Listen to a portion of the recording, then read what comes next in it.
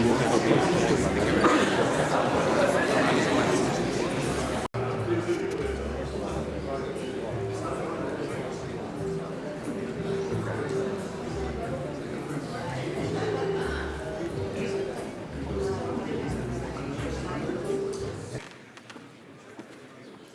evening, everyone. A very warm welcome to the EDB Society's Enterprise and Entrepreneur Series.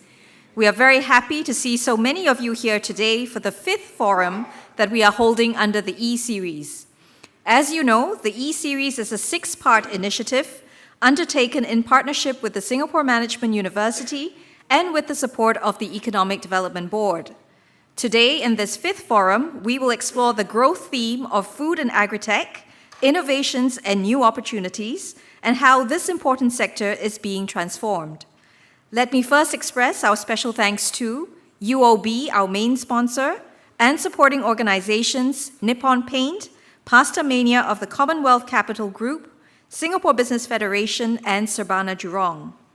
May I now invite Mr. Lee Suan Hyang, President of the EDB Society, to give his welcome remarks. Mr. Lee, please.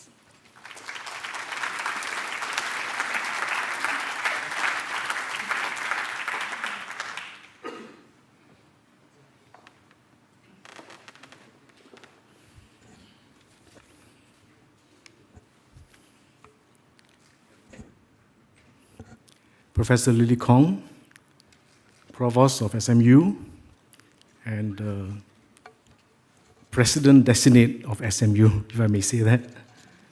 And today, moderator of the forum, Distinguished Fellow of the EDB Society, Mr. Lim Kok Thai, our very first Director of the EDB, illustrious EDB alumni, ex-Minister, Mrs. Yifu Yishun, Mr. Peng Chong Boon, new CEO of the new Stat Board, Enterprise Singapore, Mr. Lim Nyo Chien, Chairman of AVA. And we also have EDB Assistant Managing Directors, Ms. Tian Kui Eng and Mr. Kelvin Wong. I think we also have Mr. Ahmad Magat here, or Dr. Ahmad Magat, ex-MP, also from the EDB. We have a former CEO of AVA here, Mr. Nyam Tong Tao, Dr. Nyam Tong Tao. We have many VIPs here, so I'm not going to be able to name all of you, otherwise we won't have time for the forum. But distinguished friends, distinguished guests, ladies and gentlemen, good evening. And it gives me great pleasure to welcome all of you to this 5th forum in the Enterprise and Entrepreneur Series, a series that is, as you have heard, jointly organized by the EDB Society together with SMU and supported by the EDB. This 6-part series with the overarching theme of transforming industries, creating value, was initiated by the EDB Society in response to the Future Economy Report, as Singapore makes the transition from a value-adding to a value-creating economy. Launched in January this year by our Finance Minister, Minister Heng Swee Keat, we have since held 4 forums like this, covering very important topics like the digital business platforms, advanced manufacturing and urban solutions, and more recently on aging, the business of living longer and living well. In his recent speech, in the budget speech, Minister Heng spoke about the goal of anchoring Singapore as a hub, as a global Asian hub for technology, innovation, and enterprise. As you know, the foundation for this, to achieve this goal, has been laid by the EDB and the economic agencies over the years, for, in fact, over 50 years. And today, we have a very strong foundation for this. But even as we build on this foundation, I think it is not business as usual. We are seeing rapid discontinuous change and disruptive technology impacting the way we work, the way we live. So it is definitely not business as usual, because this is really dislocating, reshaping, and transforming business, society, and government policies. The subject of today's forum is, as you have heard, Food and Agritech, a sector that has great economic impact on Singapore, but also great social and environmental impact on Singapore. As a microcosm, as a multicultural microcosm of the world, and with a strong interest in food, strong love for food, Singapore is in a strong position to do well in this sector. And I think indeed we have. If you look around, we are global leaders in products like popiah skin and chili crab. And many of our food companies, like Pasta Mania, like Bread Talk, like Bee Cheng Hiang, Old Chunky, so many brands. They are doing so well in Asia, in all the malls, and indeed around the world. Even Old Chunky is in London. So it is a sector that we have done quite well. But even as we grow this sector, I think this sector also needs to take cognizance of all the changes and disruptions. And going forward, I think new trends like urbanization, changing demographics, new consumption patterns, adoption of new technologies, the access to big data, and all the technological changes and rapid changes that are taking place will have an impact on the way the food sector will develop. All this will present challenges, but also tremendous opportunities.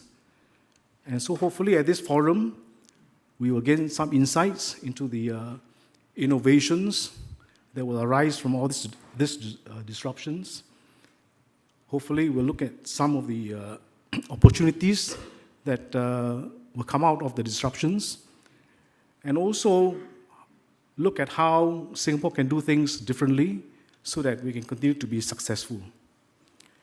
To address all this, we are very privileged to have a very illustrious panel of speakers with a very wide and rich range of experience and expertise to cover the whole spectrum, the full spectrum of the value chain in this sector, from farm to fork, all the way from farm to fork. So we have a panel that I think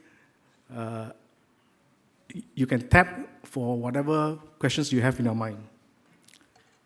I will name our speakers, not in any order of merit or alphabetical order. First, we have Professor Chua Nam Hai, a world-renowned scientist, an old friend of EDB, old friend of Singapore, played a key role in the development of our biotechnology sector from the very beginning. For today, we are inviting him as Chief Scientific Advisor to Wilmar International.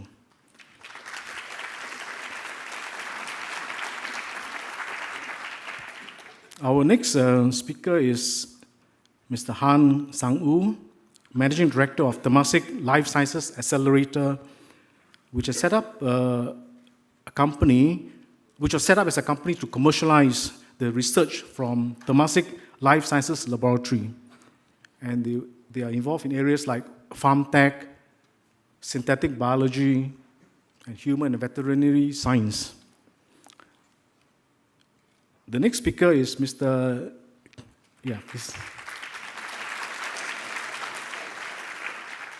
Then we have Mr. Lim Kok Thai, Chief Executive of the AgriFood and Veterinary Authority, AVA.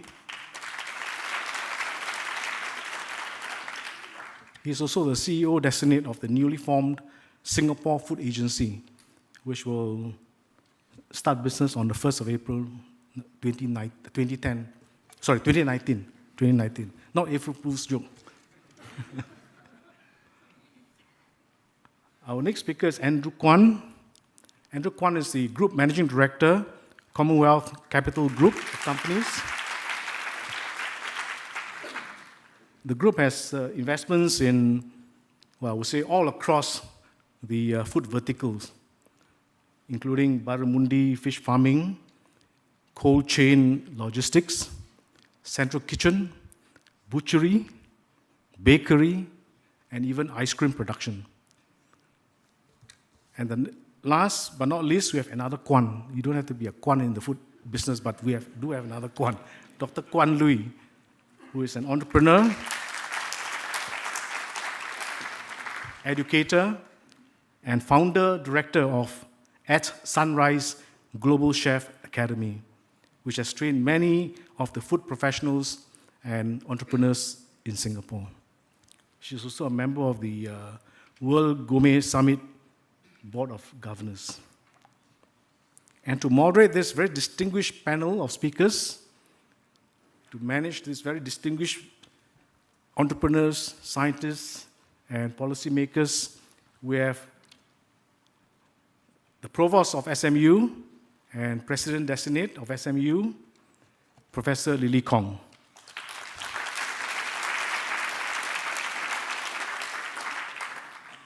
Professor Lim Kok is also the Lee Kong Chian Chair Professor of Social Science at SMU. I have to say some more thank yous. I know you've heard it earlier on, but this series would not have been possible without the strong support and generosity of our sponsors. And I would like to express my deepest appreciation to them. If you bear with me, I'd like to name them again. First, our thanks go to our main sponsor, the UOB Group, and to our supporting organizations, Nippon Paint Singapore, Pastamania of Commonwealth Capital Group, Sabana Jurong Private Limited, and the Singapore Business Federation. Those of you who joined us early on at the reception, I hope you enjoyed the delicacies sponsored by Pastamania today. Thank you very much, Pastamania.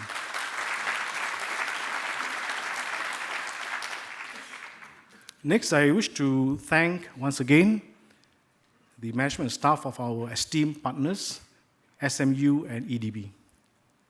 And last but not least, a very big thank you to the EDB Society's Exco and to the organizing committee, the very dedicated organizing committee, very ably led by the energetic Daisy Go.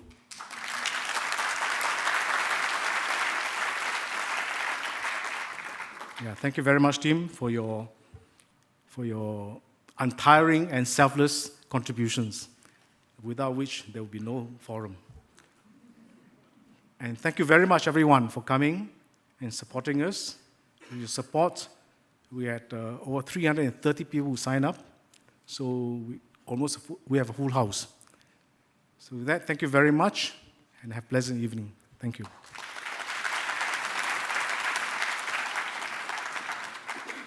Thank you, Mr. Lee. We now proceed to the panel discussion, where, as you've heard, we have 5 distinguished panelists.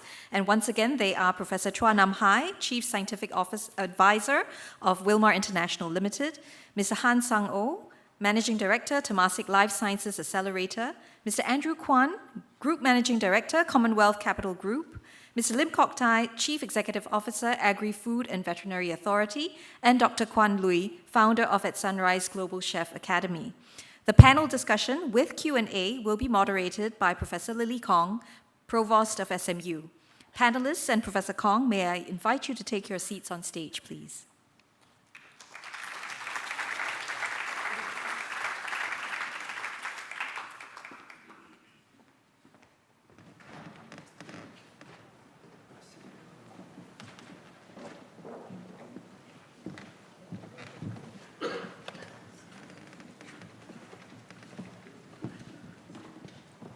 A very good evening, everyone, and a very warm welcome to Singapore Management University. We're delighted to partner with EDB Society in this series on enterprise and entrepreneur. And the topic on transforming industries, creating value is one that's very interesting and very important to Singapore's future. The many disruptions that we see in the world today, certainly wrought by technology, but also changes in business models, changes in climate and so forth, they are all making changes and transforming the ways in which we do things, not least of which is the ways in which industry could be transforming. Now, food is a topic that Singaporeans love to talk about. Food is a topic that it's not just a topic that we love to talk about, it's something that we love to indulge in. So whenever we have a forum on food or we have anything to do with a forum, there's always food served, there's always conversations about food, there's always comparison about where was the latest place you went to, and so forth. But food is serious business as well. Food in the last couple of days has been part of a national topic. The Prime Minister himself, no less, at the National Day rally, talked about food as culture, food as heritage, the hawker culture being put forward as something that we would like to nominate for UNESCO's listing as intangible cultural heritage. But food, as you've heard plentifully already, and which you will hear more of in a moment, is also about the economy. You've heard about our many successes, many companies that have ventured overseas that have done very well. You've heard about the chain from farm to fork and everything else in between that not only contributes to our economy, to our growth, that it's also a source of employment, and the many disruptions, not least in technology, can contribute to changes in the food industry. And food, of course, is also a matter of national security. Think, for instance, about food security, think in terms of food safety, but also of international relations, think in terms of culinary soft power. So a topic like food runs the gamut of our social, economic, and political life. And this evening, we will focus specifically on the economic dimension. But in talking about the economic dimension, I think there is no getting away from talking about some of those other aspects as well, the social and cultural and the political and so forth. We have with us, as you've heard, a very distinguished panel here, and their expertise allows us to cover the entire chain from farm to fork. And we will have conversations around the upstream aspects of food production, including research into new products, into new food concepts, but also the distribution, supply chain aspects, the questions of the circular economy.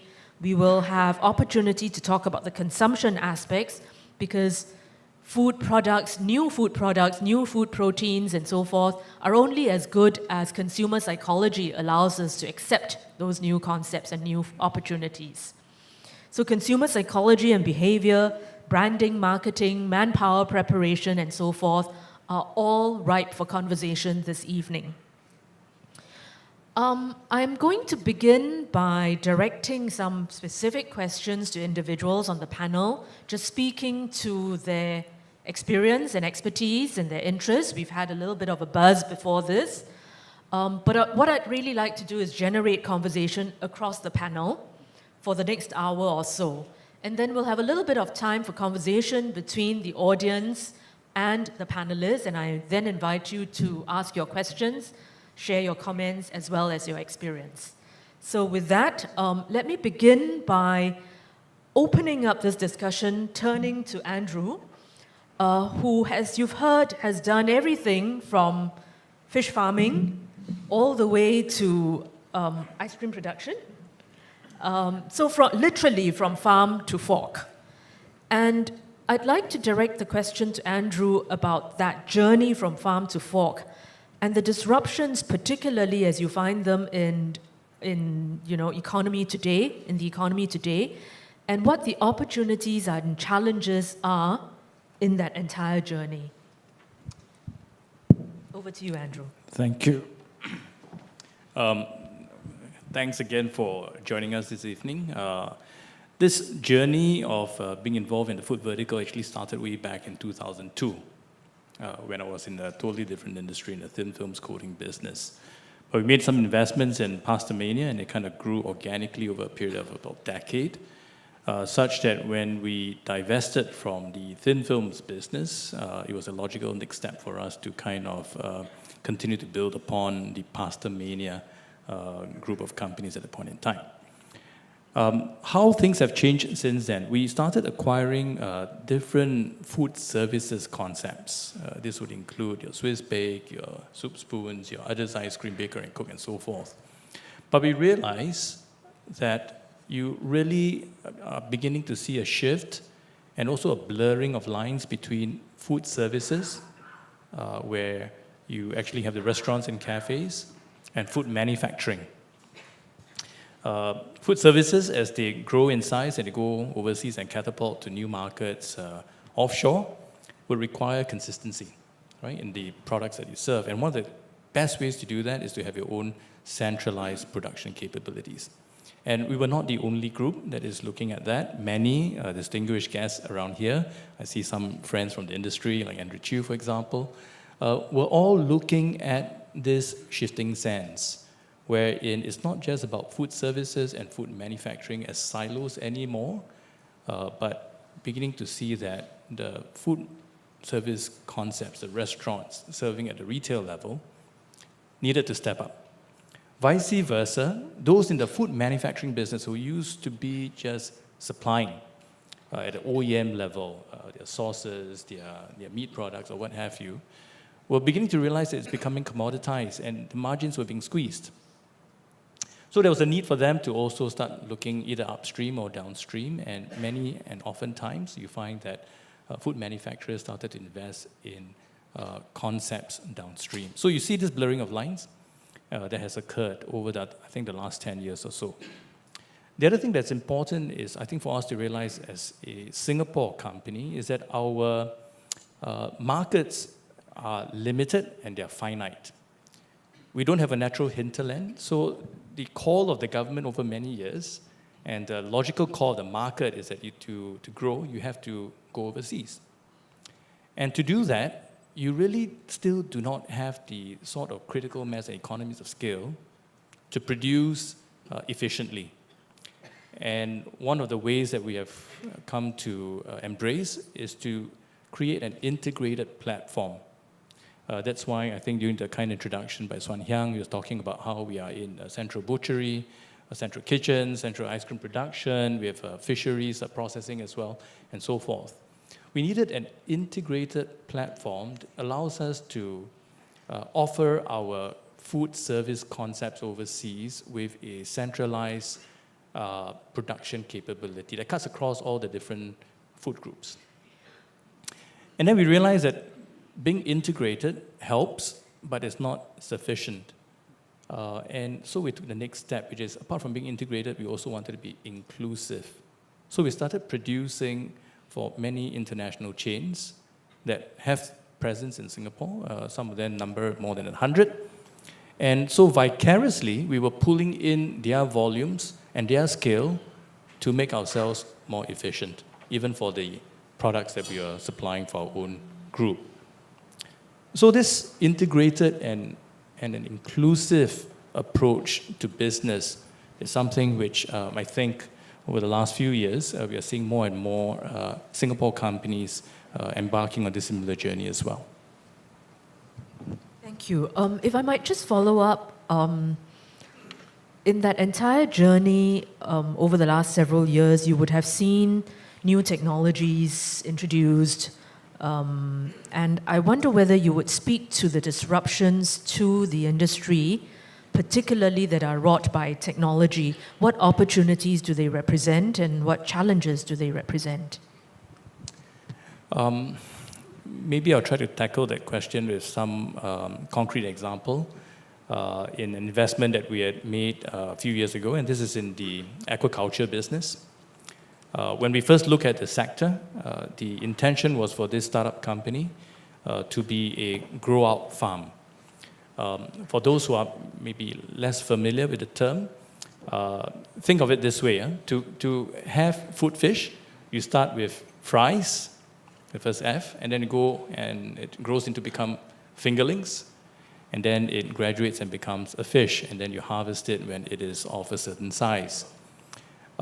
In the past, those are separate functions. There are specialist companies that are involved in hatchery business where the eggs becomes fries, and then they'll hand over to another group of companies that are basically into nurseries, and they grow them out to fingerlings, and then grow up to a certain size again.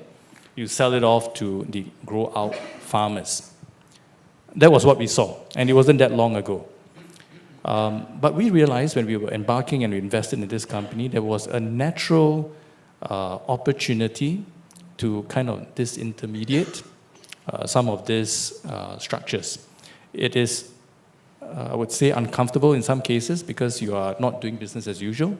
But what we found was that by integrating all three steps into a singular entity, you could do many things. You could manage mortalities a lot better than if you were leaving them as separate individual structures.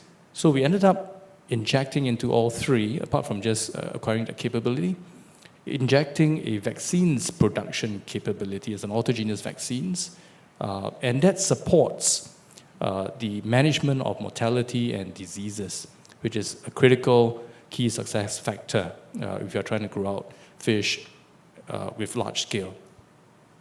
The next natural progression was for us to look at this e-commerce space that was rapidly developing, especially for perishables, where people were not just contented to, say, walk up to a wet market or to a supermarket. Those are fabulous options.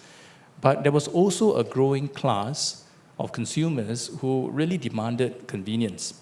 And they wanted, if possible, perishable items like seafood delivered to their homes. So we started scratching our head and we said, hey, you know, what we're doing upstream in the production side is actually very noteworthy. We are very careful with the way we feed our fish. You'll be very surprised. The fish feed that we give our fingerlings and our fish contains omega-3 and 6, and they take that 4 times a day for at least 2 years, probably better than some of my kids, you know. So that's one of the things we do. We look at the husbandry, we look at the farming practices, we send divers into every single cage to check on the health of our fish. But we need to communicate that. So when we were looking at the e-commerce space, we said, why don't we have this narrative told to the consumer? And then we charge them for that peace of mind, for that ability to trace not just where the fish came from, how it's being delivered, whether there was a break in the cold chain, and where did the fish come from? I mean, and what did the fish eat? We were able to track and trace every single step. So we started this literally a farm to fork journey for this investment. And today, I think we've introduced it in Singapore for 3.5 years now. We're going to take another leap, this time delivering fish from our farm in Australia, in Broome, about 2,400 kilometers north of Perth, and to deliver them into the Chinese markets, and giving consumers the ability to track and trace fish that it's harvested to demand on their mobile devices. So that's something we're embarking on. That's amazing. And just a very last question before I turn to others, related to that, what are the opportunities that something like blockchain technology might bring to that process? So that's a biggie, right? This whole thing about blockchain. We see a lot of merits in it, even for this fish business.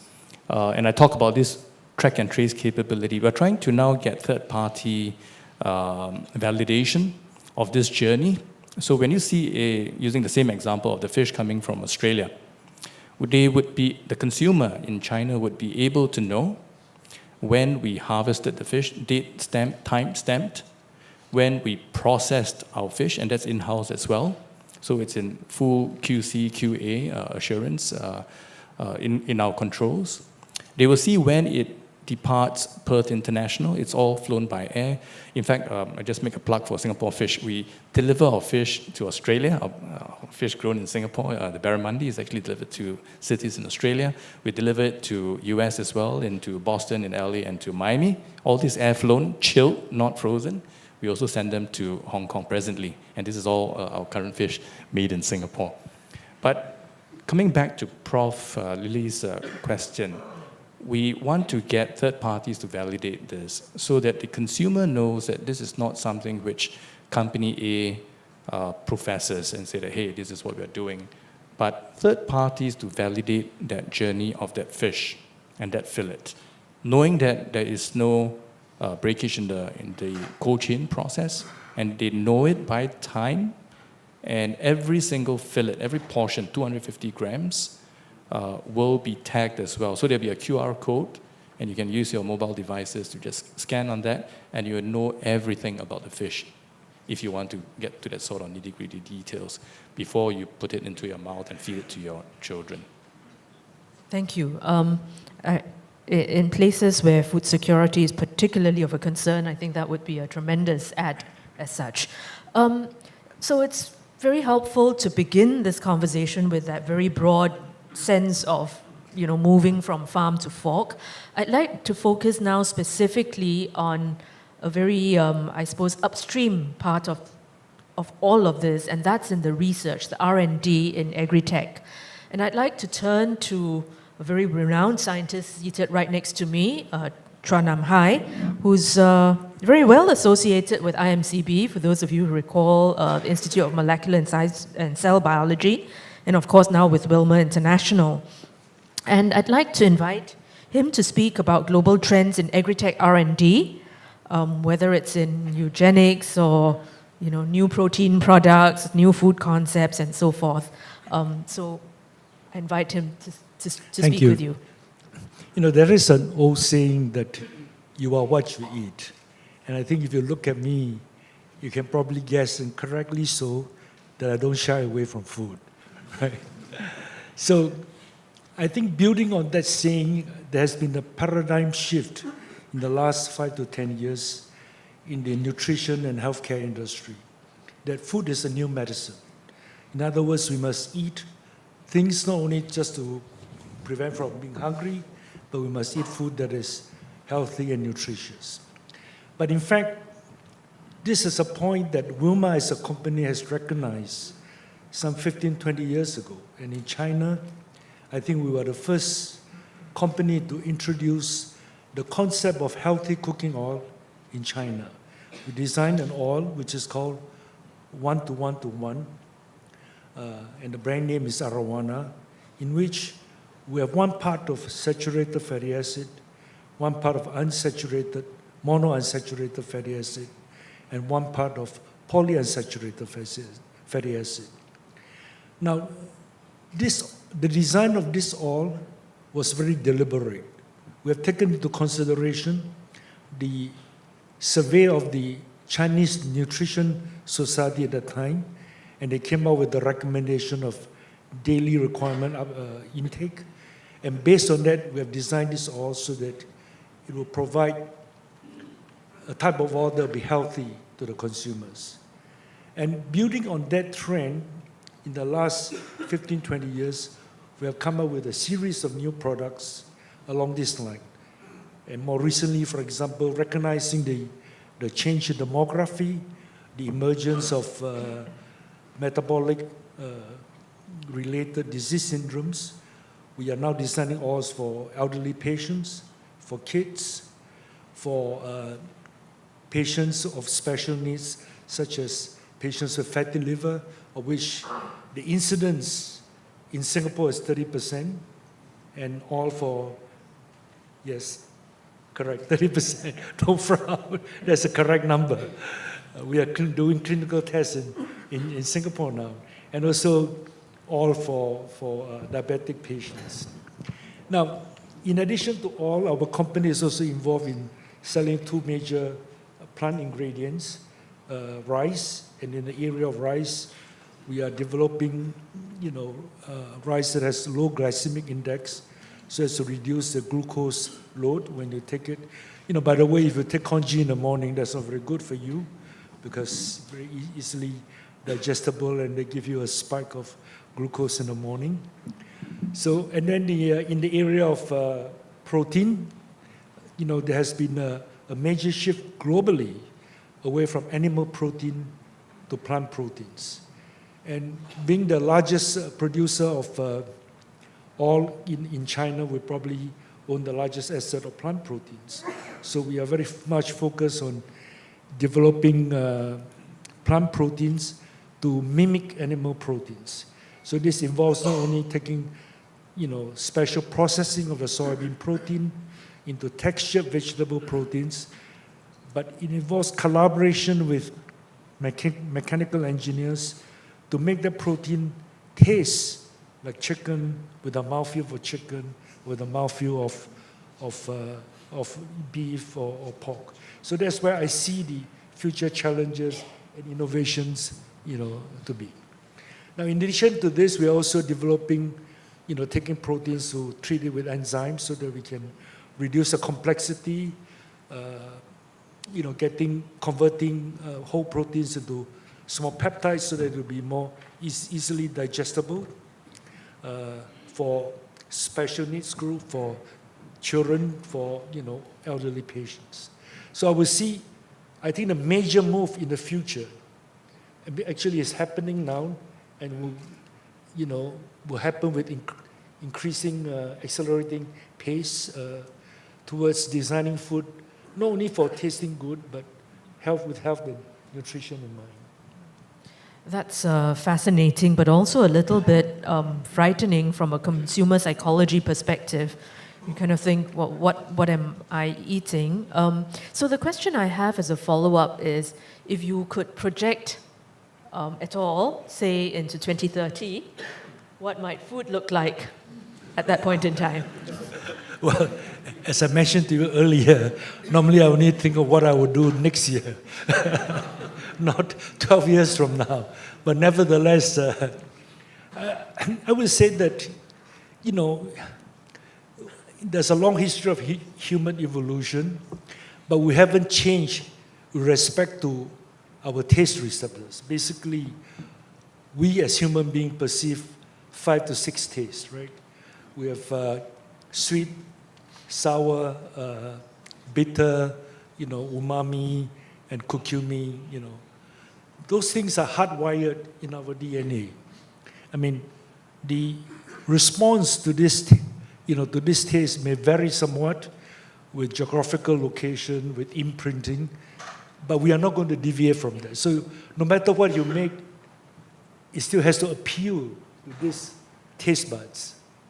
So, if you look at molecular cuisine, for example, you can have very fancy things. In the end, it's sort of simulating the taste that you like. So I would say that in projecting what we are going to eat in 12 years from now, I would say it's not going to deviate too much away from this taste, and we are going to be, requiring the kind of mouthfeel that we're used to. Like if we eat chicken, it's like when we go to a vegetarian restaurant, we order satay, and it's vegetarian satay, we still want to feel that we are eating satay, not eating something else as sauce, right? Because it's part of our DNA. Okay, very good. I'm assured about that. So still about research, I'd like to turn to Sang, Managing Director, Temasek Lifesciences Accelerator, and it's a company that aims to incubate, nurture, and grow life sciences innovations into early stage companies, and to, in a sense, be the go-to incubator for life sciences in Singapore. And so I'd like to ask Sang to speak a little bit about the kind of research and innovation in the food space in Singapore. What are the sort of agri-food tech opportunities you see, the good ideas, the promising startups, and then how do we move from the startup phase into scaled-up initiatives? So it's one thing to have the ideas that are taken into research in the labs, is another to have them at the startup phase, and then there's that third phase of actually saying, this is viable, we can scale this up. So I'd invite you to speak to these questions. Thank you, Professor. So to add a bit color to what was discussed before. One of the things that we see locally that is very exciting nowadays is a renewed interest in what was previously considered very boring industries. What we mean by that is when we talk about things such as farming, it is very clear that Singapore doesn't have enough farmland. At least for a while, it is true that if you want to compete with the likes of the US, like the likes of China, we're not going to be competing with them on the basis of how much surface area we have. Having said this, one of the exciting changes that we see, aside from the science, which I want to highlight just briefly, is that there is a change of mindset in some of the people who are driving these initiatives. And we see that in companies such as Sustaneer, Comcrop, companies such as Packet Greens or Green Phyto. And these are exciting companies that are engaged in areas such as vertical farming and indoor farming. And I'll touch a little bit upon how that relates to the work that we do at TLA and by extension TLL. Jumping back to addressing the question that came out, I think we're at this very disruptive phase in Singapore's nation-building history, where so far a lot of things have worked very well. But the next stage of growth in terms of creating value has to do with perhaps a combination of going back to things that worked in the past and doing things that have never been done before. I think for that second phase, TLL's research is probably going to be a little bit helpful. And this is with the foresight and long-term support from organizations such as AVA and NRF, where there have been research grants and subsidies that have been put in place 15, 20 years ago in trying to do things such as developing a better breed of fish, or creating a more resilient kind of rice, or being able to come up with a higher volume producing natural sugar substitute.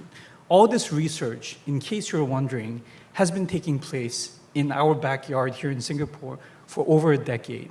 It has not been necessarily visible, I think, for both good reasons and bad reasons. Now, how that plays out in the context of an entrepreneurial endeavor is that we, on a daily basis, get approached by companies that might want to do a replacement of meat. There's a local company that I've just come to learn about called Shiok Meat. I guess if you know your local Singlish, you know what that means. And what they're trying to do is similar in vein to what you must have already heard from the likes of Impossible Foods or Beyond Meat. They're trying to create a plant-based meat substitute. Now, I think it's quite clear, although the Americans are making a lot of fuss about how innovative and all this is, that I can go to any hawker center and get a vegetarian version of meat probably 10, 15 years ago. So I really don't know what the fascination about this is, other than the fact that there's a lot of hype involved. And that's where our role comes in. TLA is trying to commercialize some of the science in a credible way, at the same time trying to remove some of the noise. And what we see nowadays increasingly is that in this area, there is a strong interest in trying to get the right science and then match that with enough capital, and then find a way to quickly ramp that up to a point where it can go probably international. And that's a formula that probably will work for maybe half of the companies that are trying to do this. I mentioned some companies I guess name dropping them. For instance, Sustaneer is an interesting company that is very local, that has come up with a way of growing, at this point in time, very nice strawberries. These are high value crops. They're doing this indoors. And what's interesting for them is probably something that is not obvious at this point in time, which is that if you grow strawberry indoors, honestly, the taste is not going to be as great as getting strawberries from outdoor growing. The reason is plants have a tendency to adjust through different changes in its surrounding environment. So there's a very high likelihood that the strawberry that Sustaneer grows would suddenly have a lower, inferior taste profile. And some of them may not know how to deal with that. This brings us back to what TLL's research is very helpful with, especially in the upstream sectors. If a company like Sustainer comes to us, in which in fact they are, what is possible is that we can help them change some of the makeup of a strawberry so that it is optimized for growing indoors without losing that taste.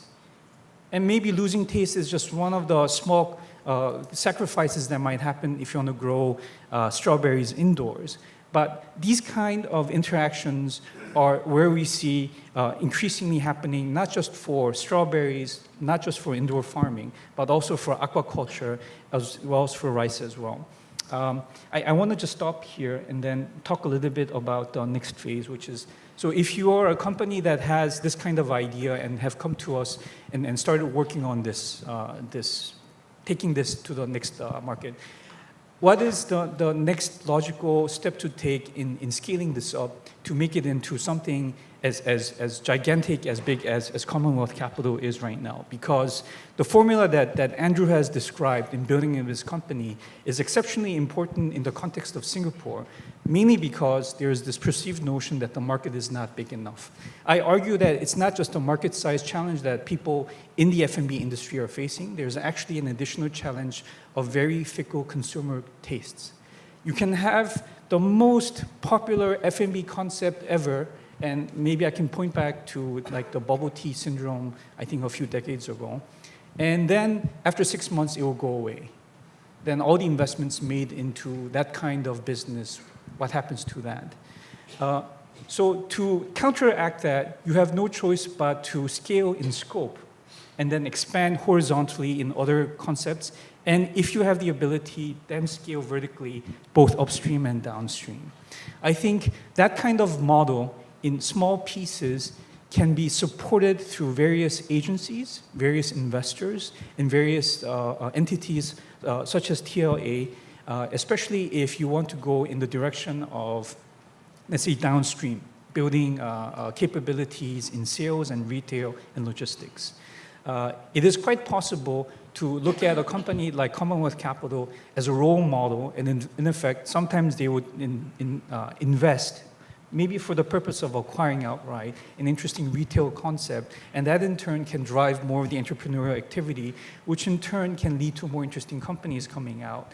And the steps that I just highlighted, loosely, kind of describe what is probably necessary as well as what will be the right process for a company in this space to kind of scale up and get to some kind of size. Super, thank you for that. Now I'd like to turn attention to perhaps the more downstream aspect of it. And as we think about the food that appears on our tables in restaurants and so forth, we cannot but think of the people who produce that food. And we have with us Dr. Kwan Lui, who is founder and director of At-Sunrice GlobalChef Academy, which is a school for culinary, pastry, and baking, and very much responsible for a lot of the manpower training that we have in Singapore. And I'd like to generate a little bit of a conversation here regarding how we might need to think about preparing our chefs, our new chefs, perhaps differently from old chefs, with, changing technologies, with changing consumer tastes and demands, with changing business models, employment opportunities, and so forth. With all of that, how should we be doing our manpower training differently? What are we trying to put out that's different from training in the past? Thank you. Yeah. So currently, the training of the chef is still very old world, and we're doing it more for sustenance. Right? They go out and our graduates go to the restaurants and they cook, they serve. But things are changing.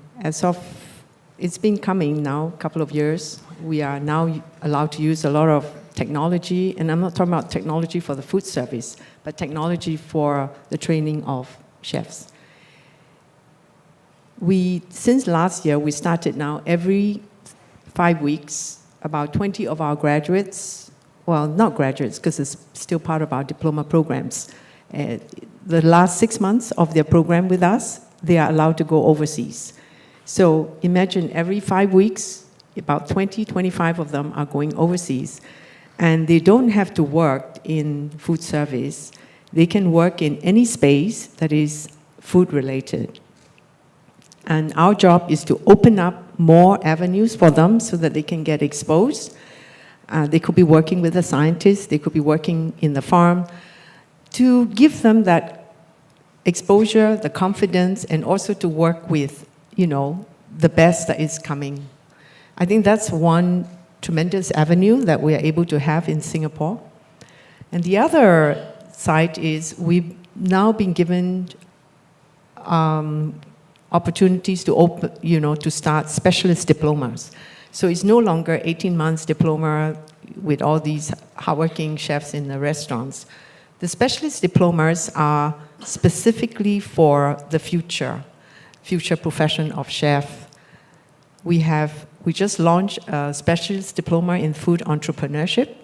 So these are going to be chef entrepreneurs.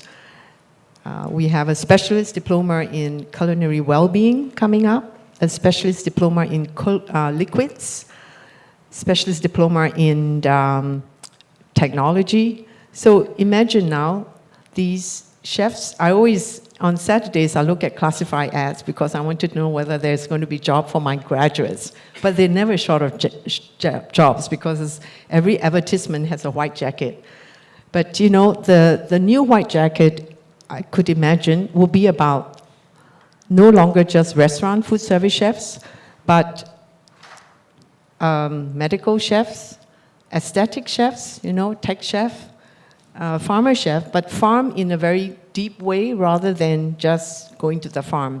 So I think between these new specialist diplomas coming out, we're creating new pipelines of deeper chefs. Imagine, instead of going to see doctors, in the medical profession, we have general practitioner, we have, different fields. The same, I could see our chef being, aesthetic chef, right?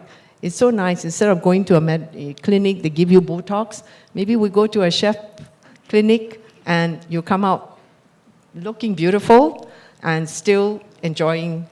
And if you don't feel well, we have a number of, in our food service profession, they get sick because the restaurants are working them too hard. So they get sick.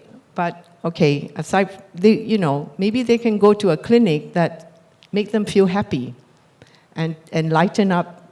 We know that chocolate is great, but there's so many other foods that can help. So I think that in the future, in about 5 years, because we're already starting, so in about 5 years, we're going to start to have this kind of specialist chefs, and they can use technology. We need scientists like Professor Chua to add combination. It's not just anecdotal to make them happy. How do you make them, it needs to be scientifically validated. So I think Singapore has an opportunity to create a new kind of chef profession, which is just going to be very, that's going to be not just transformation, game changer, but I think more important is to brand the Singapore chef profession as really quite different from what is out there. It's because we have many different components that make us possible. Yeah. So the other thing is, of course, we are already using a lot of technology to do chef training. We have a TVC that goes out and say, in the old way, the current tradition is 100% hands-on. The new chef training is 70% using your mobile. And we're not talking about YouTube tape. We're talking about proper, systematic way of training chefs.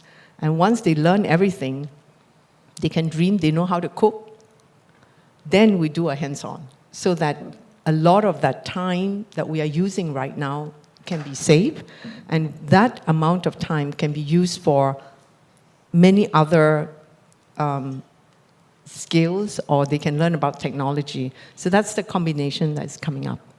That's wonderful. I love the idea of going to a chef to make me happy, and I know it's now confirmed that chocolate makes one happy. May I just then turn to Kok Thai, who's CEO of AVA, and by the way, former Deputy Commissioner of Police. You should feel very safe with your food. So with the agency becoming SFA in about half a year's time, I understand SFA to be the agency that will deal with all things food related. And I'd love to invite you to speak about how you see the agency providing the enabling policies and platforms to support the work and to enable the work across the food chain, so to speak, the different kind of food chain, that food chain from farm to fork. Could you say a little bit about the role of AVA and then SFA? Thanks, Prof. And thank you, EDB Society, for organizing this platform and inviting me to be here, to be a panelist. I'll first talk a little bit about AVA before moving in to the Singapore Food Agency. I've attended a few platforms, like recently with the JC, to talk about the work that we do. And I sort of realized that not many people know the work that AVA does in a very deep and detailed way. So actually the bulk of the AVA work is not animal, but rather food related. Yeah. Although disproportionately we come out a lot more in newspaper on animal related issues. Yeah, and by the way, the AVA is the competent government authority for ensuring a resilient supply of safe food, animal and plant health. Some of the work we do is to diversify our supply of key commonly consumed food items so that hopefully we have a resilient supply and making sure that the food is safe. Yeah. But more fundamentally on the food issue, right, if you look at today how it is being regulated, different agencies are running it. So AVA covers a portion, NEA covers a portion, HSA has a lab running it. It's always a challenge trying to explain, right, why a new agency like Singapore Food Agency will be formed. But if you look at the panelists today, they actually in a way help to explain how the food agency can actually play a very big role in the food and agri-tech sector. So first, we take Mr. Andrew Kwan and his Commonwealth capital. His company covers the farm to fork. Today, the regulatory oversight, AVA has a piece of it, NEA also has another piece of it, and HSA does some of the test work. But with the Singapore Food Agency will put all these functions together to better serve him, and we can then work with him on how to enable his business model.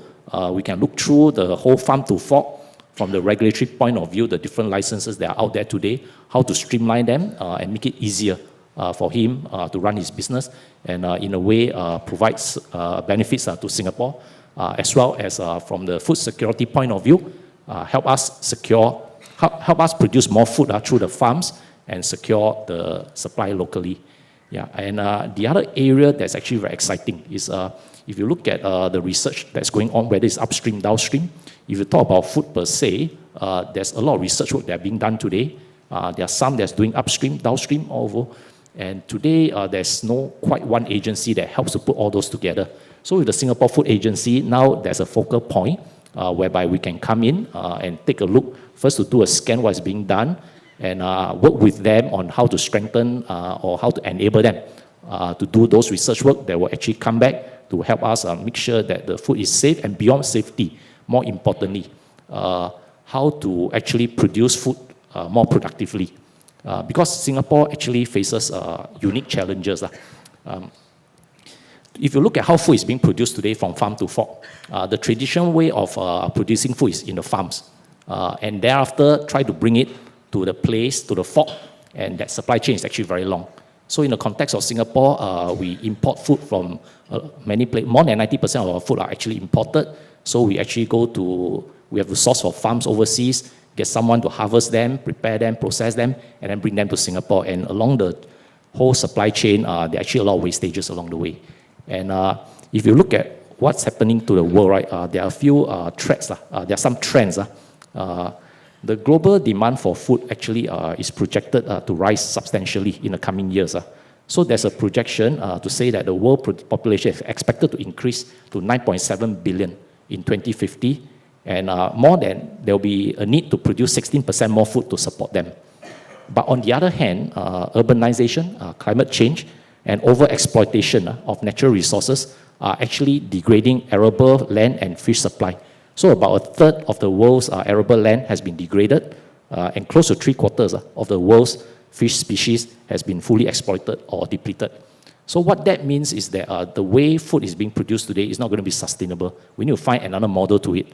So when we work on the other model, we also have to think about in the context of Singapore, which is land scarce, water scarce, and a very small country.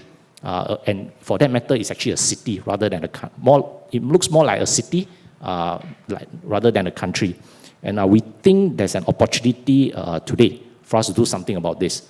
Given the constraint that we have, if you trace back to the 60s, there was a decision that was made then, a policy decision that instead of producing food locally to support the population, we will sort of free up the land to go for higher value activities like manufacturing, industrialization, and through those work generate the economic gain, earn the money, and then we can buy food from the world to feed the Singaporeans.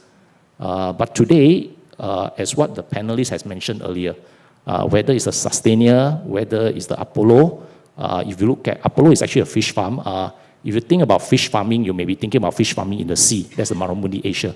But there's another way of farming fish, which is on land, through a RAS system, whereby you bring the water in, you grow the fish on land, and you can actually multi-tier it. So a small plot of land, you can go up, according to the latest one plan I saw, you can go up to 3, 4, or even higher tiers of fish farming. So in short, you don't need a lot of land to produce a lot of food, fish, or for that matter, vegetables, in the case of Sustainer. So we think there's an opportunity for Singapore to grow more. And if we can successfully find that solution, then not only will we end up securing some, we won't be able to grow all, we still need to buy food from overseas because, you know, food, right, beyond cultural heritage, is also our favorite pastime. It's a leisure activities, right? And a lot of conversation actually occur around food. So we want to make sure there's a different variety of food. So we will still need to go and source from the world. But we want to increase the production of what we are producing today by manyfold. So from that perspective, we think we can grow more locally using the new way of farming through the technology, high-tech way.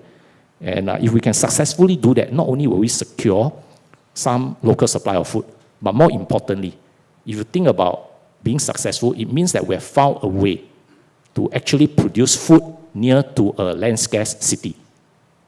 That itself is a very powerful thing.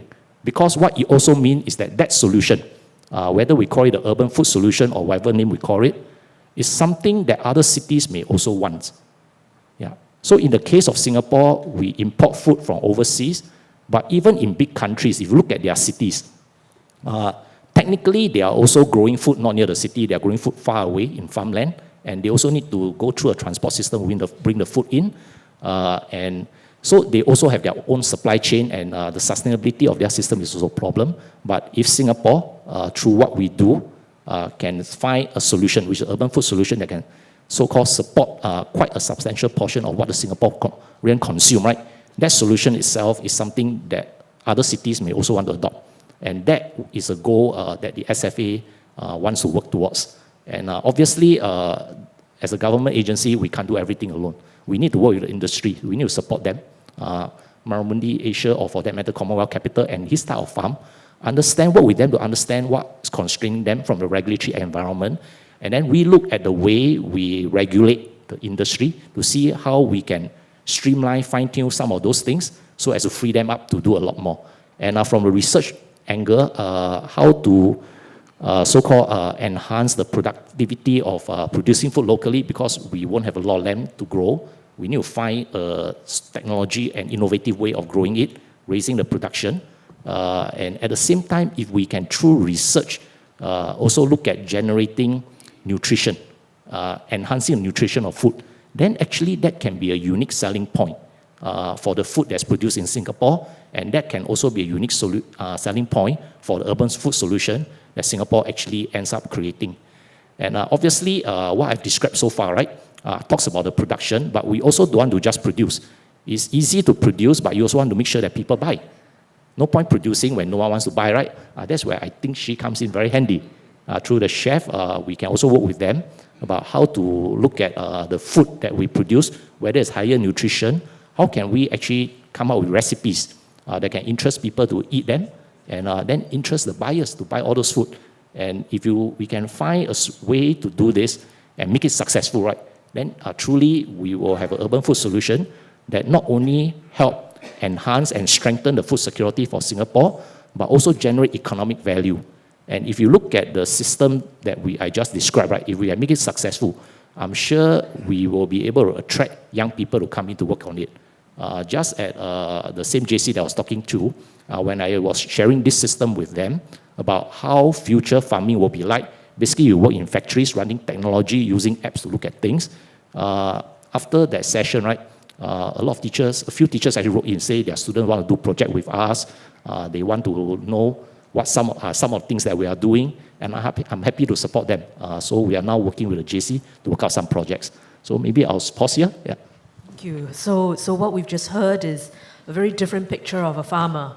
Not one toiling out in the hot sun, but someone at the computer, working on algorithms, perhaps.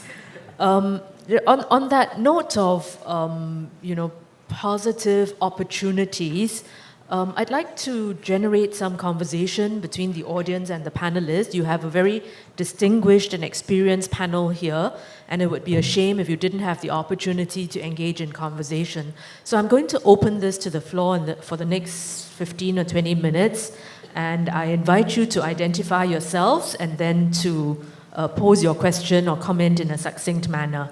So are there any takers to start? Yes, please. Good evening. My name is Terence. I actually have two questions. The first question is to Andrew, and I think as you think about how companies in the food space should innovate and integrate vertically, horizontally, what advice would you give to a young entrepreneur today who's trying to look into the food industry? Because with more integration, it's more difficult for a young upstart or someone new to the industry to get involved. Besides opening a hawker store, F&B outlet, what's one piece of advice you would give to this individual? And the second question I have is more for, I guess, the entire panel. We've talked a lot about production today, I guess the supply side of the equation. I'm interested to hear about your perspectives on how we deal with waste, because I understand that we can produce a lot. In fact, we produce a lot in Singapore, but we also waste a lot. So is there some agency, some institution thinking about how we should handle the waste side of the equation so that we can eventually balance this demand and supply equation in a more intelligent and effective manner? Thank you. Thank you. Andrew, would you like to take the first question first? Sure. I'm going to plug for a trade association that I'm also involved in. It's the Restaurant Association of Singapore.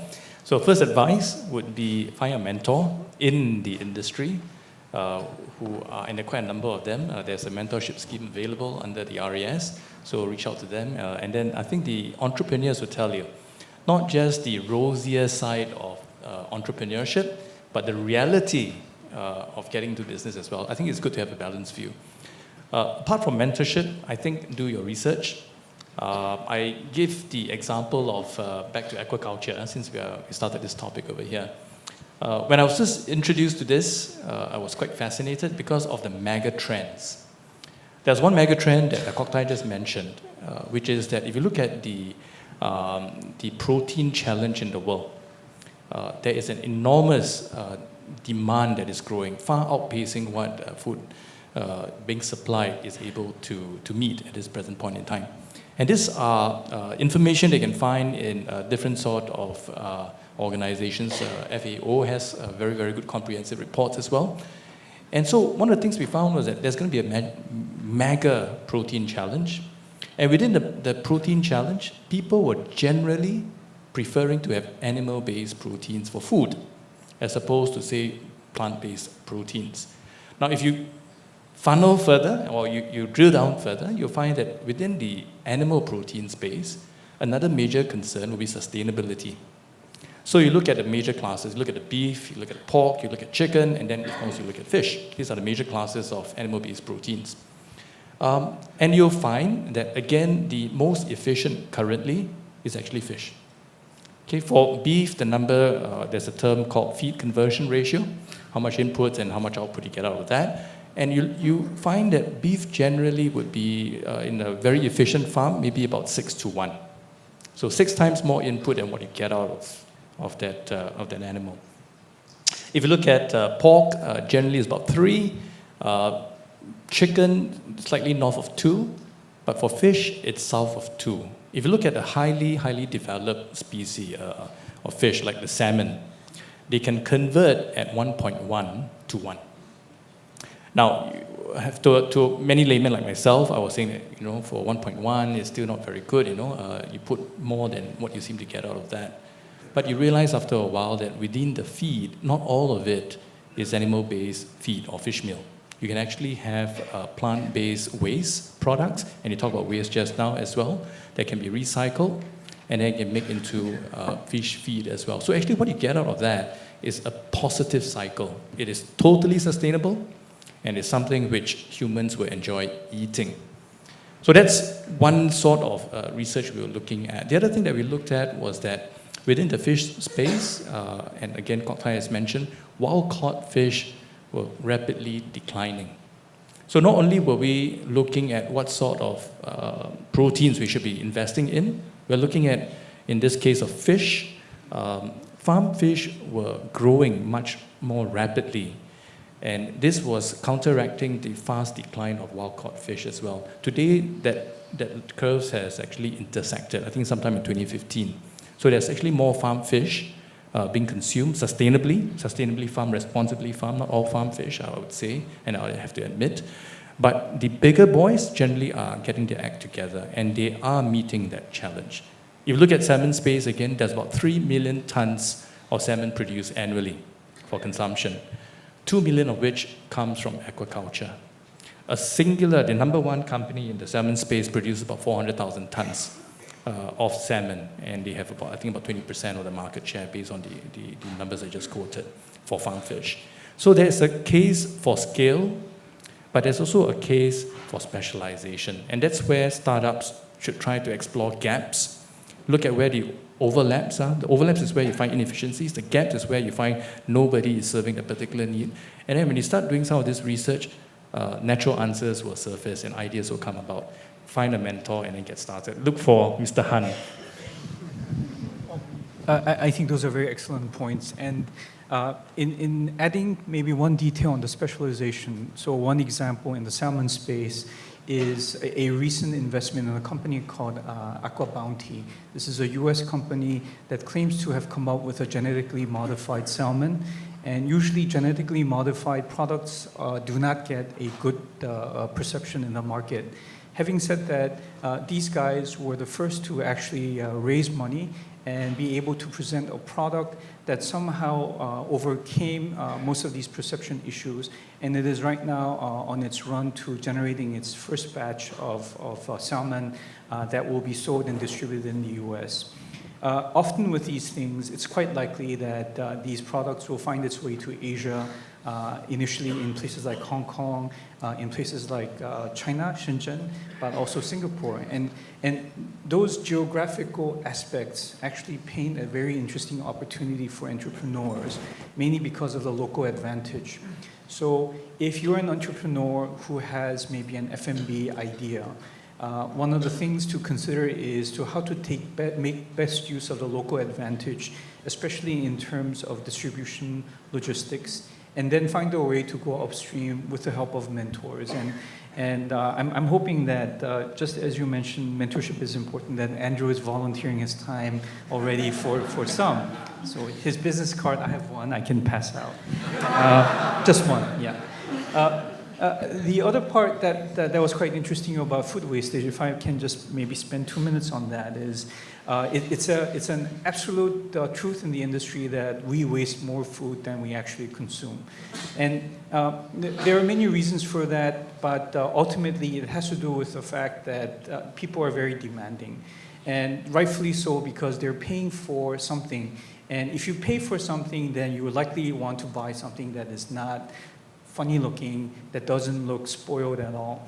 And that has been driving a good chunk of the wastage that you see in some of the F&B retailers.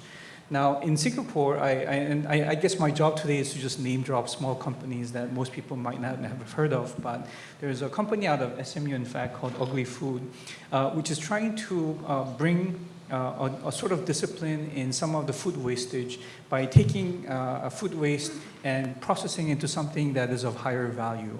And that's kind of a sort of a concept that you can apply for a startup idea, which is that essentially someone else's trash is someone else's treasure.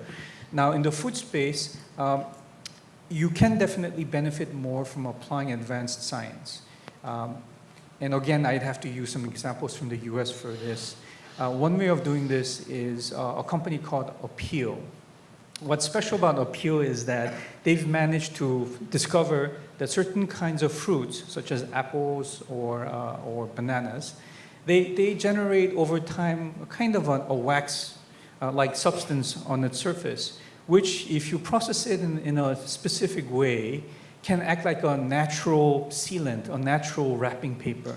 And using that, they can preserve the freshness of a fruit by a factor of 2 times.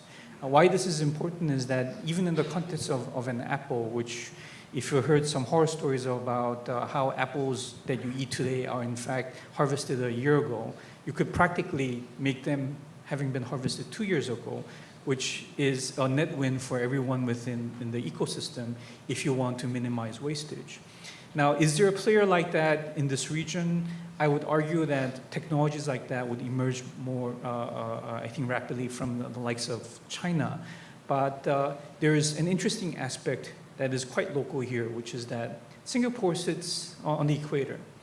A lot of the vegetable produce is subject to rapid rotting and spoilage. So anything that can somehow deter that or reduce the speed at which that takes place is going to be a net gain that no one else will be able to replicate. And we've seen instances of someone at NUS coming up with a kind of a natural additive that can help with that kind of, addressing that kind of challenges. And that's where an entrepreneur who might be crafty might be able to identify a technical team and then find a way to quickly come up with a business case and then go after some of the funding sources, one of which, and this is a shameless plug, is someone like us, because we have a small commercialization fund. But there are also equally or more capable sources of capital that can do that. And those things, I think, can probably address some of the food wastage things, at least from an entrepreneurial angle. Thank you. I wonder, there's a lot of food wastage in many places, but China is certainly one of them. And I know you've got a lot of knowledge and experience about what's going on in China by way of research. Are any of these questions being addressed, do you know, or new technologies and so forth that might, speak to this whole question of food wastage? Well, as far as I know, the technologies that are applied to recovering food waste is usually collecting this waste and treat them with microorganisms for fermentation or treating with enzymes, which is right now relatively low value. But if I may take this opportunity to comment, earlier on you have asked about possible disruptive technology. I think, for me, the technologies that are going to be disruptive are going to come from other disciplines, the application of other disciplines to solving food-related issues. And I can give a few examples for all of us to think about, and I think these technologies, are quite suitable for us in Singapore to develop. So I will give some examples, I'm sure you'll think more. For example, when we develop a particular type of oil that is fragrant, like peanut oil or particular type of food, we usually use a sensory panel to evaluate, consisting of 20 people, equal, gender ratio, and from different geographical regions.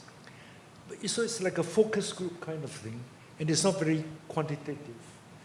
So, one possibility that we have been thinking about is, can we have people working on computer-brain interface, right? To wire you wear a cap, so that when you eat something, you have some quantitative output that can be read quantitatively by computer. Now, along those lines, I think with the development of AI in Singapore, it is quite possible just to take a picture of the person who is doing the sensory evaluation and use machine learning, deep learning to come up with the algorithm. There's some objective score, right? And these technologies, when developed, will have general impact, with relevance not just for Singapore, but outside of Singapore. And I can give a few more examples. I think we talk about food waste, we should also think about packaging, for example. How do we develop smart material that will be more impervious to oxygen, shield the content from light? And can we design new sensors that will let us know the expiration date of the content, when it goes bad? That's another possibility. Now, in the area of nanotechnology, particularly for those who are doing molecular cuisine, can we develop capsules, nano capsules, that will encapsulate different tastes so that when you eat, you have different waves of flavors and taste. It's totally possible, right? I'm not joking, and I think that if we are given a timeline of 2030, many things can happen. Yes, imagine the nano capsules that burst into a taste of, sweetness and etc. Yes, please. Hi, my name is Jacob Robbins. I'm the chief executive of a company called Emiterra. We're a Singapore-based food and agri company. I was the former global head of the Coca-Cola agribusiness system based here in Singapore. And my question relates to food safety and directed to Mr. Lim Kok Thai in particular. Given that so much of fresh produce will inevitably continue to be imported into Singapore, there is, and just based on my experience, we've seen tremendous amounts of toxic elements. I'm not speaking specifically about something necessarily that has happened in Singapore, but a tremendous amount of toxic inclusions that you find in fresh produce. Farmers very often, especially with smaller holdings, have a spray and pray approach where just to get yields up, you will find things being put into the food chain that are obviously highly, highly problematic. So when you've got corporate farming, it's more easy to control.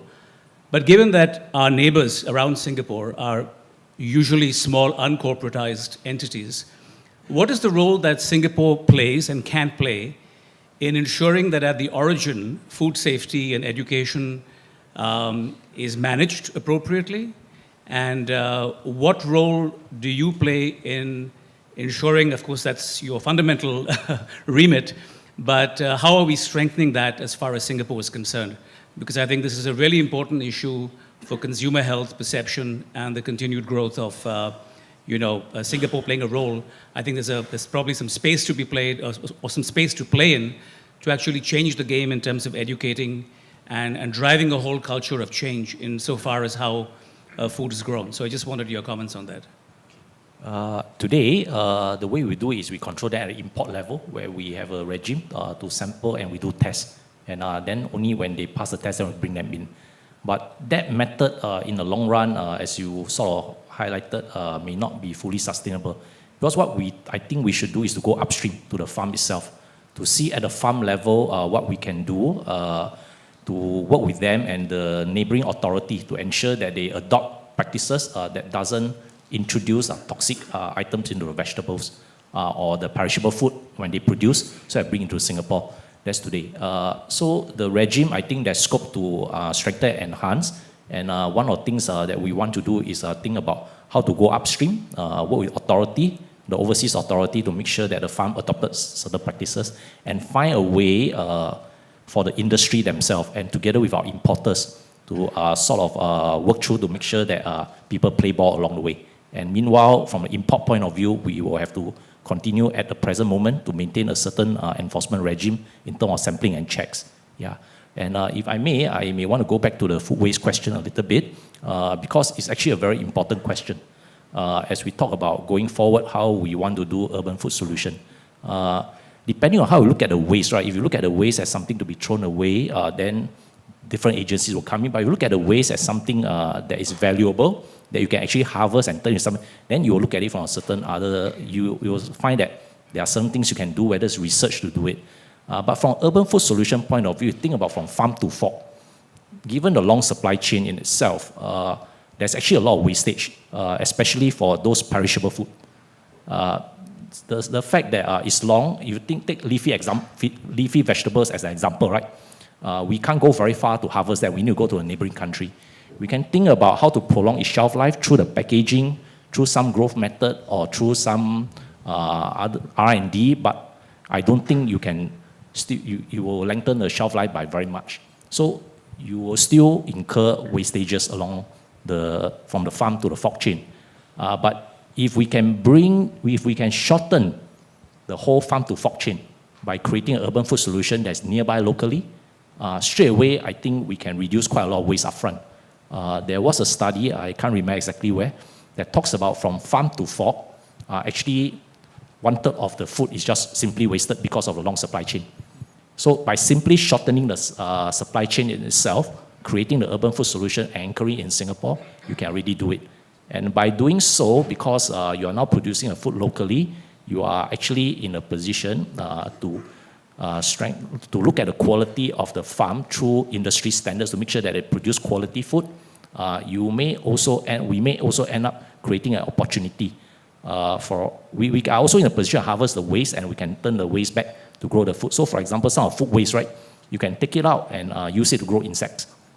Yeah, and the insects, you can either turn them into feeds for animals or other valuable products, or as some research or some places in the world is already happening, you can turn them into insect proteins for human consumption.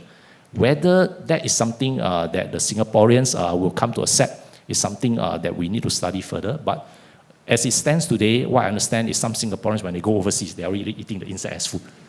So it's not something that's really new. But to get the general population to start to accept that, I think that's an area that is going to be a little bit challenging for now. But 10 years, 2030, 2025, maybe it's a reality and it can happen. Yeah. Could I just add on waste? Yeah. I'm not sure that we're going to train chefs who are going to cook inside cuisine, but I wanted to share on the waste.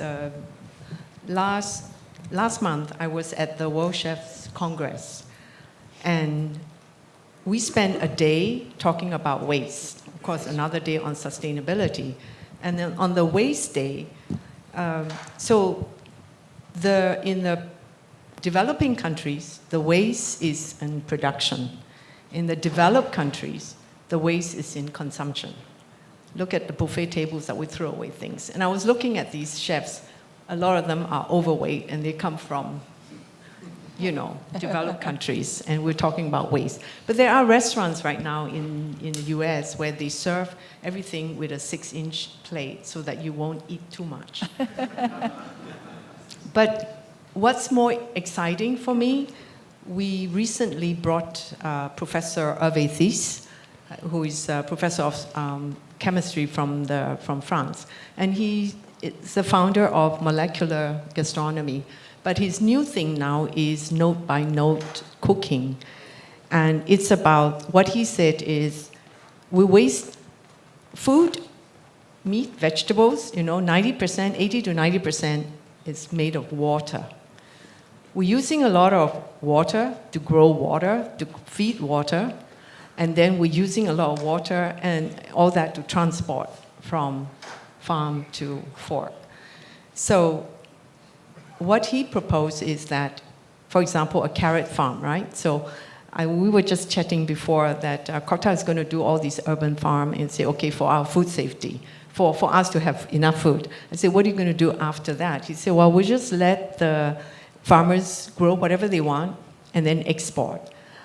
So I was thinking that, well, if we apply Professor Hervé Thys' philosophy, so let's say we have a carrot farm, right? So the carrots, the idea is to increase the economic value for the farmer.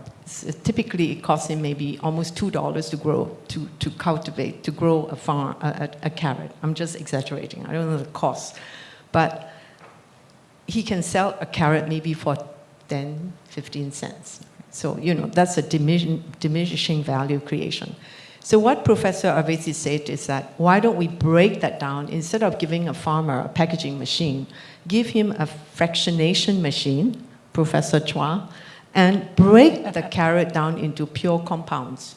So what does that mean? Into colors, into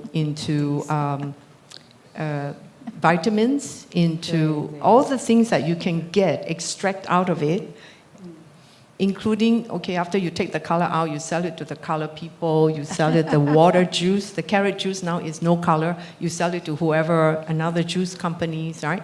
And then you get cellulose, and so and then you break them down into powder. So then you are creating value to the farmer, but also you don't have to worry about transporting anymore. You're transporting in high value items. So when he was here, we did 2 gala dinners, and we fed, we served dinner to 32 guests in each of the seating, so there was 34 guests, and it was a very fine dining dinner. So when he arrived on Monday, we had 2 of the faculty chefs, and together with 1 student chef.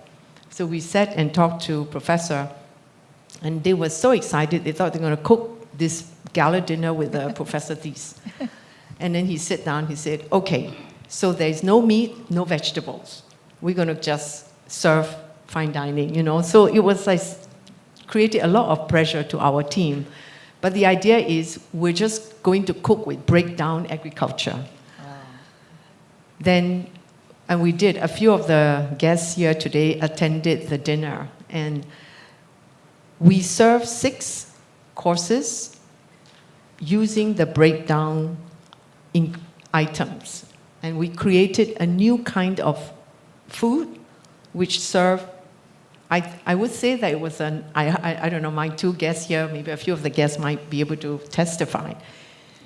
And it was really a nice idea. And then at the end of it, some of the guests were very, very affected.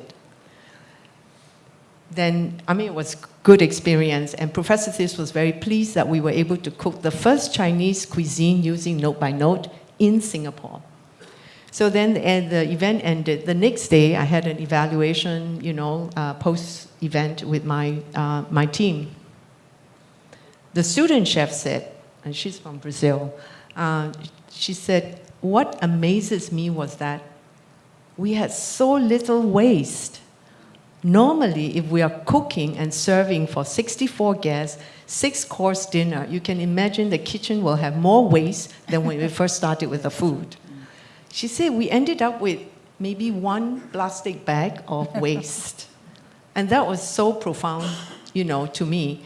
I think, but where the waste was? The amount of time. When I want to give a tip to the young men who wanted to be in the food business, the waste was the amount of plates and glasses, because we had wine and all that. So if I was going to the food business today, I would perhaps create a 3D machines that use all that peels and waste and whatever into it, come out with plates, cups that will disintegrate after dinner so that we don't have to wash.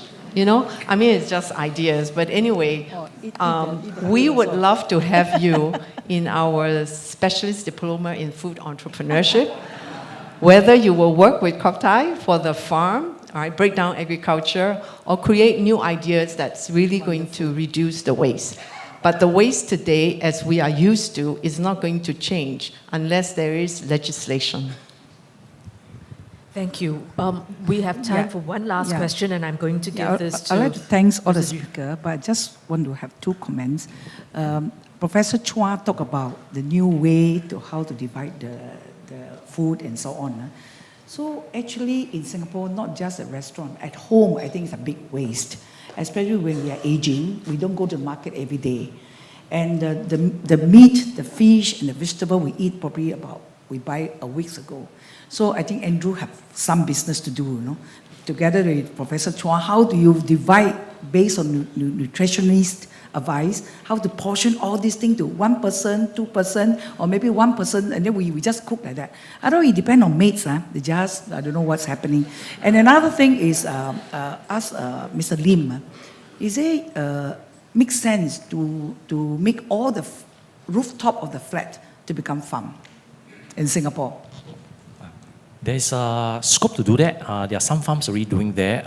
One of the challenge in those farms, right, is the harvesting. You harvest, you need to bring it down. So the rooftop today, the buildings, I don't think is designed with the logistics to harvest and bring things down. But we can always change it. But we can always redevelop with the verse but verse will come 20 years later. So we can think about how the redevelopment when we design new buildings, or for that matter when we build new ones, how to design in the logistics system so that whatever you do at the rooftop, you have an easier way of bringing them down. So I see a lot of scope to do things in that area. Yeah, and besides the rooftop, there are a lot of space under bridges, under the MRT tracks. We can also think about it once we can solve the security-related issues. Yeah, why not? Yeah. Thank you for that. Now, this has been such a stimulating discussion. I'm sure there's some more questions, but I'm afraid I'm going to have to call the evening to a close.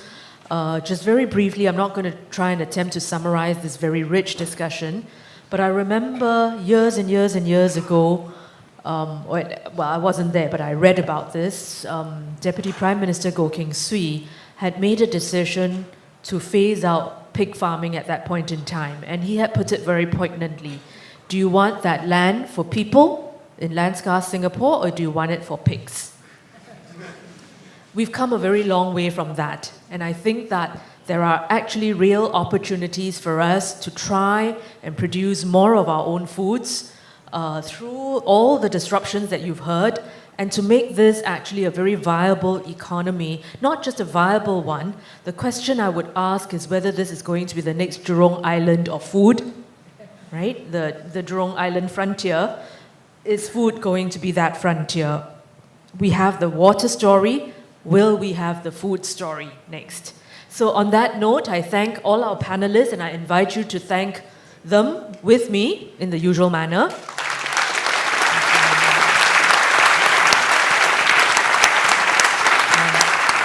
Thank you for your participation. Ladies and gentlemen, regrettably, we must now bring the Q&A to a close, and thank you for the active discussion and thought-provoking questions. Thank you also to our distinguished panelists and moderator. Please remain on stage as Mr. Lee Swan Hyang, President of the EDB Society, would like to present you with tokens of appreciation. Swan Hyang, please.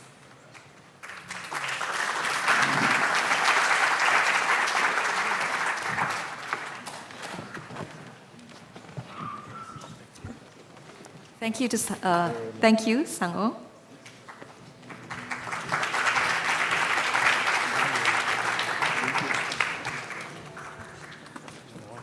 Thank you, Professor Chua Nam Hai.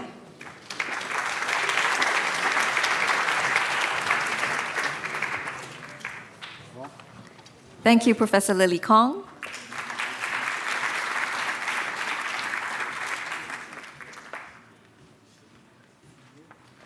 Thank you, Andrew.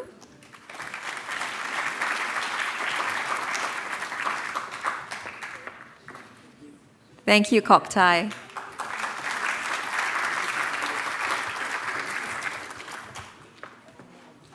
And thank you, Dr. Kwan Lui.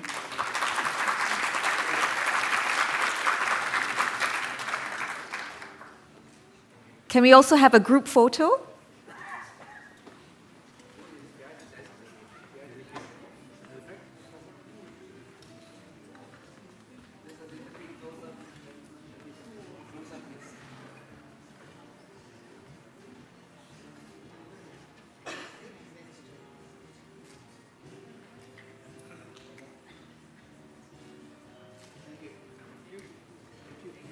Okay, once again, on behalf of the EDB Society and SMU, thank you all for joining us this evening.